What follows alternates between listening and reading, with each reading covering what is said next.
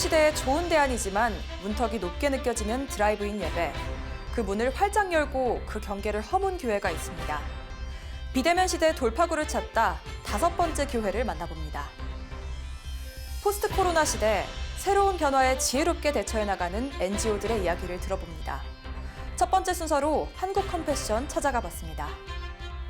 멀게 느껴지지만 한 번쯤 배워보고 싶은 히브리어, 쉽게 배울 수 있는 책이 나왔습니다. 전 세계 선교지 소식과 함께하는 월드 리포트입니다.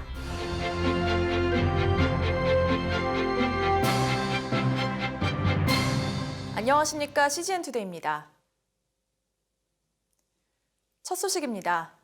각자의 차 안에서 라디오를 통해 송출되는 설교를 들으며 함께 찬양하는 드라이브인 예배. 코로나19 시대에 좋은 대안이지만 장소나 장비 구비 등이 쉽지 않은 교회들에게는 만만치 않아 보일 수밖에 없는데요. 서울시티교회가 누구나 참여하는 드라이브인 예배의 문을 열었습니다. 김현정 기자가 보도합니다. 코로나19로 인해 현장 예배가 어려워지자 우려감만 커져가던 지난 4월. 한국의 한 교회가 드라이브인 예배를 첫 시행하면서 이 위기를 극복해 나가고 있다는 반가운 뉴스가 전해졌습니다. 새로운 형태의 예배가 발빠르게 시작된 소식은 외신을 통해서도 보도되며 화제가 됐습니다. 아주 스마트한 교회, 심플한 교회, 단순한 교회예요. 교회가 이번 코로나 바이러스를 통해서 크게 바뀌고 있어요. 아주 이 변화무쌍하게 우리 갖다가 이노베이션 시킬 수 있는 거잖아요. 누구 원망하고 욕하고 환경 탓하지 말고 예배를 변화시키고 교인들 의식을 변화시키고 그래서 나가면 도리어 전진하게 되는데 이걸 하염없이 기다리면 안 돼요. FM 송출과 관련 아무것도 모르는 상황에서 믿음으로 심겨진 드라이브인 예배는 우여곡절도 많았지만 하나님의 분명한 인도하심도 발견할 수 있었습니다. 그거 불법이다. 그렇지만 확산을 방지해야 되고 정부도 교회가 예배드릴 수 있도록 해줘야 되지 않겠니? 허가 걸리려면 한 주인가 2주가 걸린대요.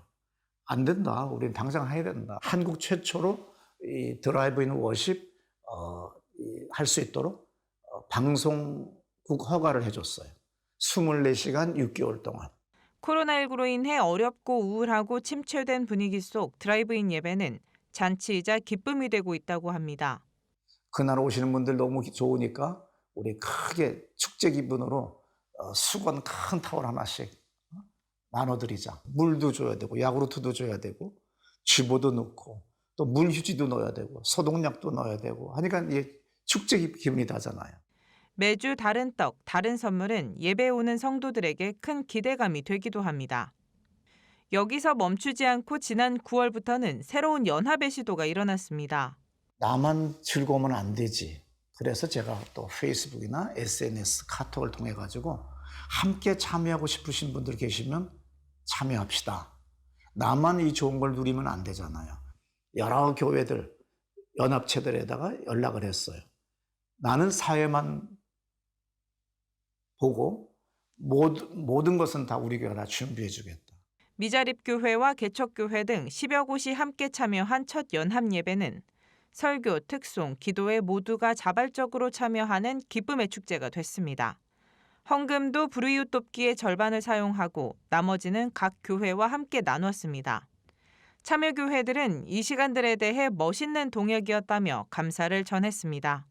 조 목사는 연합회 때 한국교회가 함께 가기 위해 무엇을 해야 하는지 확인할 수 있었던 시간이라고 전했습니다. 내가 예를 들어서 연합하자 해놓고 내가 설교하면 연합의 의미가 사라져요.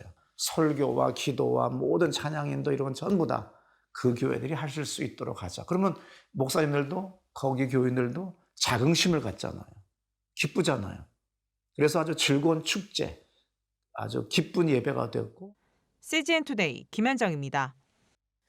코로나19 이후 많은 영역이 어려워졌지만 특히 NGO들의 경우 대면 접촉이 불가능해지고 후원도 줄어들 것으로 큰 어려움이 예상됐습니다.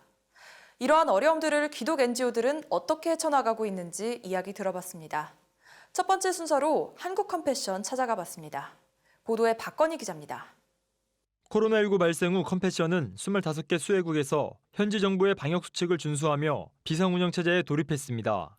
협력교회들과 어린이센터를 통해 후원 아동들에게 쌀, 옥수수, 콩 등이 담긴 식료품 패키지 640만 개를 전달했고 손세정제, 비누 등이 담긴 위생키트 420만 개를 지급했습니다. 보급품을 금지한 케냐 등 일부 국가에서는 생존 물품 구입을 위해 현금을 지원했습니다. 각 가정의 경제적 어려움으로 증가한 아동폭력을 막기 위해 부모들을 대상으로 한 교육도 진행하고 있습니다. 우간다 등에서는 경제적 어려움으로 구매할 수 없어 손세정제를 직접 만드는 과정에서 새로운 일자리도 창출됐습니다. 위생을 위해서 사용하는 손 세정제가 $3 정도 된다고 해요. 작은 통이. 그러니까 저희가 지금 돕고 있는 아이들과 가정에서는 그거를 감당할 수가 없는 상황인 거죠. 교회에서 보통 직업교육 같은 것도 아이들한테 하고 있거든요. 근데 그걸 접목해서 부모님들이 이게 직업이 될 수 있도록, 그래서 소득이 창출될 수 있도록 하는 그런 일들도 지금 일어나고 있습니다. 한국 컴패션의 중요한 사역인 비전 트립도 온라인으로 전환됐습니다. 후원자들과 함께 1년에 30여 차례 이상 현지 후원 아동과 가정을 직접 방문해 왔는데 이달부터 온라인 비전 트립으로 진행됩니다. 실시간 영상통화는 물론 아동의 가정과 주변 환경 등을 온라인으로 볼 수 있습니다. 온라인상에서긴 하지만 직접 스태프랑 같이 가서 소개를 해준다든지, 그리고 온라인상에서지만 서로가 기도 제목을 나누고 기도해주고, 기존에 많은 후원자분들이 직접 가서 아이들을 만나고 싶어 하는 마음은 계속 있었지만 아무래도 이제 시간적인 제약이라든지 혹은 물질적인 제약 때문에 참여하지 못했던 분들한테는 오히려 또 좀 좋은 기회가 될 수 있지 않을까. 그래서 만약에 이제 비전 트립을 실제로 갈 수 있는 상황이 되더라도 저희는 두 가지를 다 좀 병행해서 할 계획도 가지고 있습니다. 후원 방식도 변했습니다. 후원자들이 모이지 않고 각자의 자리에서 띵거리를 측정해 기부하는 버추얼런을 최근 진행했습니다. 약 2주 동안 1,100여 명이 참여해 5,500여만 원의 후원금이 모였습니다. 이달 9일부터는 실내외 자전거로 참여할 수 있는 버추얼 사이클링도 진행합니다. 오는 11월부터는 캐나다, 이탈리아 등 국제 컴패션 각 본부들과 협력해 진행할 예정입니다. 교회 성도들이 함께 현지 아동을 후원하는 컴패션 썬데이도 인도네시아와 필리핀을 시작으로 계속해서 넓혀갈 예정입니다. 또 후원자들도 어려운 상황인 걸 알기 때문에 지금 받는 도움이 어떻게 보면 어떤 분은 이게 정말 하나님이 주시는 선물이고 도움이구나라고 고백을 하시는 분도 계셨어요. 지역 교회들이 전 세계 이제 8,000개 교회들이 현지에서 사역을 하고 계신데, 어떻게 보면 이 상황 가운데서 그 지역 교회들이 그 현지에 있는 아이들과 또 그 가족들, 지역 주민들에게 복음을 전할 수 있는 또 어떻게 보면 더 좋은 절호의 기회가 되고 있는 것 같다는 생각이. 코로나19 위기 속에서도 협력해 선한 것들이 계속해서 일어납니다. CGN투데이 박건희입니다. 히브리어라고 하면 신학자들의 전유물처럼 인식되는데요. 그리스도인이라면 누구나 알아야 하는 히브리어, 누구나 쉽게 배울 수 있도록 돕는 책이 출간됐습니다. 포항에서 차은비 학생 기자가 취재했습니다. 구약성서의 원문은 이스라엘의 언어인 히브리어로 기록되어 있습니다. 시중에는 다양한 번역본들이 출간돼 한글로 된 성경을 쉽게 찾아볼 수 있지만 근동성경연구소 소장 이요엘 교수는 히브리어가 하나님의 뜻을 담고 있는 언어이기 때문에 히브리어를 배워야 한다고 설명합니다. 전 세계 언어가 한 7,000개 있어요. 그 7,000개 가운데서 하나님께서 성경을 쓸 수 있게 했다고 결정한 언어가 히브리어겠죠. 그러니까 히브리어는 굉장히 독특한 하나님의 선택을 입은 언어라고도 할 수 있고, 성경을 언어와 분리시켜서 해석할 수가 없기 때문에 성경 이해의 가장 중요한 것은 그 언어, 그 하나님의 뜻을 담고 있는 언어죠. 그래서 히브리어는 반드시 공부를 해야만 합니다. 이거는 옵션이 아닌 거죠. 이 교수는 한동대 통번역대 학원에서 히브리어를 강의하면서 효과적인 교수법을 연구해왔고 단어 중심의 학습법을 개발했습니다. 그는 약 450개의 히브리 단어를 암기하게 되면 구약의 약 90%를 해석할 수 있는 기초를 다질 수 있다고 말합니다. 기본적으로 문법책이 상당히 어렵습니다. 그러니까 문법책이 히브리어로 가는 길을 오히려 막을 수 있는 그런 요소가 있는데, 사실은 그 히브리어 전체 단어를 구성하고 있는 창세기부터 말라기까지는 42만 개 정도 단어가 있는데, 그게 641개 정도의 단어에서부터 출발해요. 그러니까 그 중에서 가장 많이 사용하는 450개 정도의 단어를 우리가 암기를 하고 그것을 적용하면 충분히 구약 성경의 90% 정도를 해석할 수 있는 가능성이 있습니다. 그가 최근 집필한 깜놀 히브리어 1권에는 450개 단어 중 220개의 단어가 카드 형태로 수록되어 있습니다. 단어 카드는 그림 연상법으로 쉽게 외울 수 있도록 만들어졌습니다. 또한 다양한 히브리 노래와 QR코드로 삽입된 강의를 통해 히브리어에 대한 접근성을 높였습니다. 이 교수는 신학생들뿐 아니라 일반 신자들도 히브리어를 쉽게 배울 수 있도록 하는 것이 목적이라며 히브리어의 중요성을 다시 한번 강조하고 히브리어를 배울 것을 권고했습니다. 히브리어가 그동안에 좀 어렵게 다가왔는데 이제 하나님을 믿는 모든 분들이 하나님과 가까이 교제한다는 것이 그분의 뜻을 이해하는 것이니까 히브리어를 이제는 좀 한번 더 공부해 봐가지고 거기에 충실한 뜻을 파악을 하고 하나님이 정말 이런 분이었구나. 우리가 개역 성경에서 가려져 있던 하나님의 본 마음, 한글 성경으로 이해할 수 없는 그런 부분들이 히브리어로는 명확하게 드러나기 때문에 그 뜻을 깨우치는 순간에 이제 삶의 자세가 달라지게 되는 거죠. 포항에서 CGN 투데이 차은비입니다.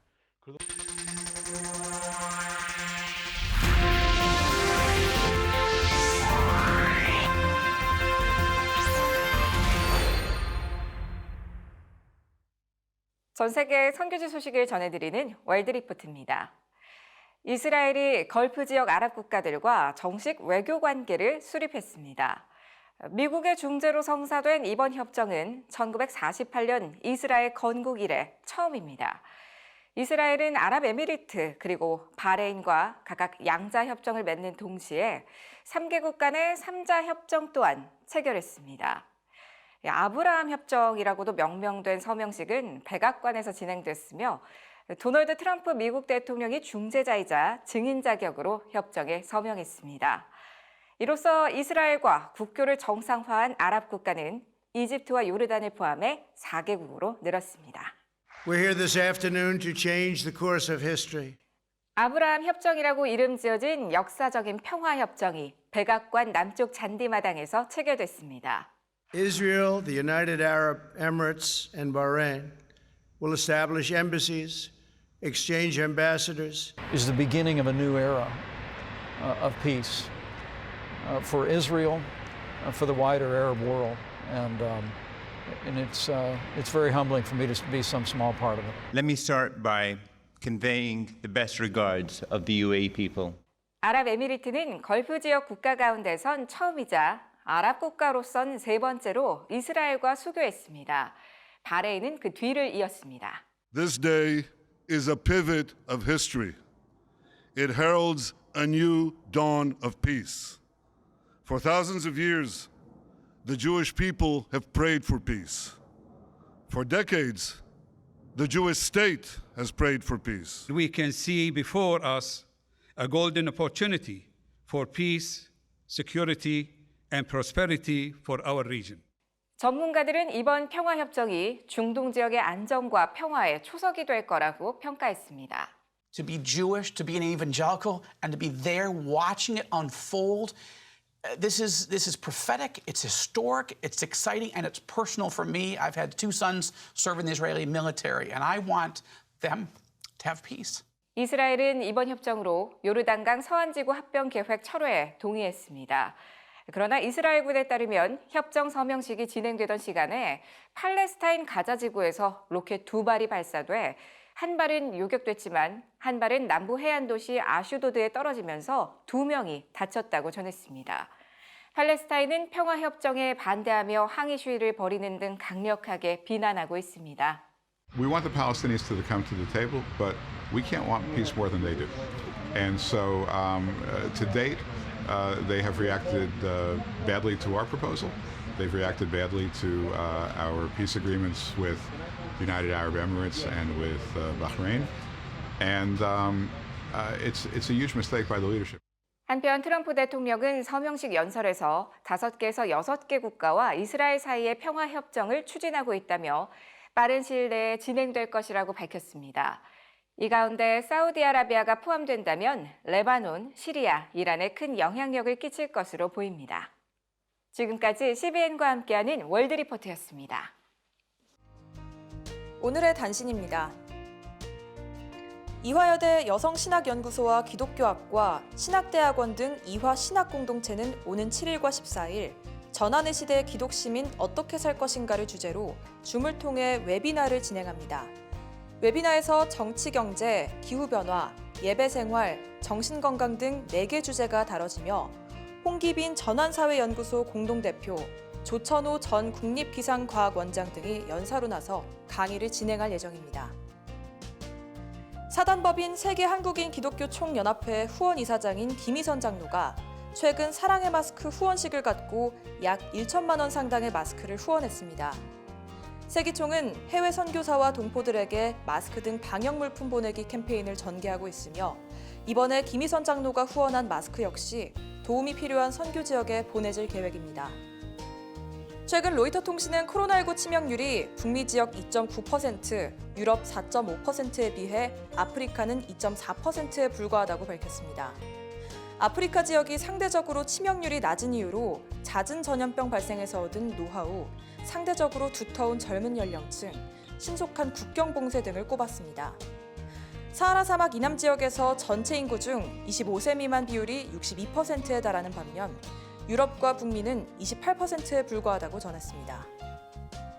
최근 정부가 14주 이내에 자유로운 낙태가 가능하도록 준비 중인 법안에 대해 반대하는 청원 등이 진행 중입니다.